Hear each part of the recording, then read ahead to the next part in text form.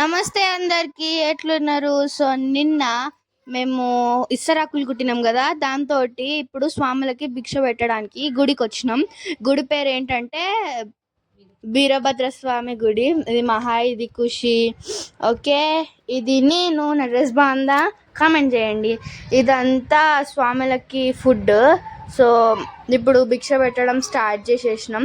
మా మమ్మీ పెట్టింది, నేను కూడా ఫస్ట్ పాపడాలు చిన్న చిన్నవి పెట్టిన. ఇక్కడ లైన్గా కూర్చున్నారు. సో అందరు ఇట్లా కొంతమంది లోపల గుడి దగ్గర, కొంతమంది బయట కూర్చున్నారు. మా మమ్మీ ఆ ఫుడ్ పెట్టమంటే సరే అని నేను కూడా ఫుడ్ పెడుతున్నా. భిక్ష అందరికీ ఇట్లా పెట్టాలి. అక్కడ పప్పు చారు, బీరకాయ, అప్పడాలు, వైట్ రైస్, ఇంకా కలర్ అప్పడాలు, ఆలూ కర్రీ, ఇంకా chana curry and much more. చాలా ఉన్నాయి వెరైటీస్ అక్కడ.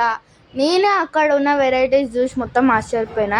మీరు ఎప్పుడైనా స్వామి మాల వేసుకొని ఉంటే కామెంట్ సెక్షన్లో కామెంట్ చేసి లైక్ చేయండి.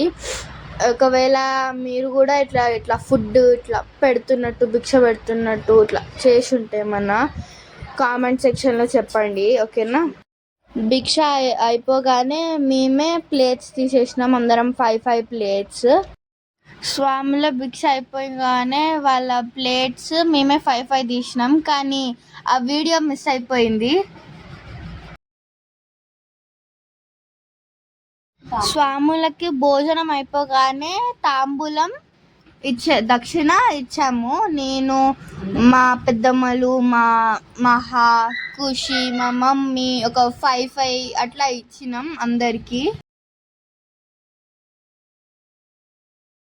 వాళ్ళందరికీ తాంబూలం దక్షిణ ఇచ్చేసాక చాలా మంది వెళ్ళిపోయినారు, కానీ ఇంకొంతమంది స్వాములు ఉన్నారు.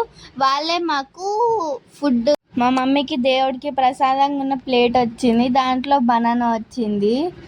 అయితే దాన్ని చూసి నాకు రాలేదని నేను కోపంగా చూసిన. సో అంతే, ఓకే, బాయ్.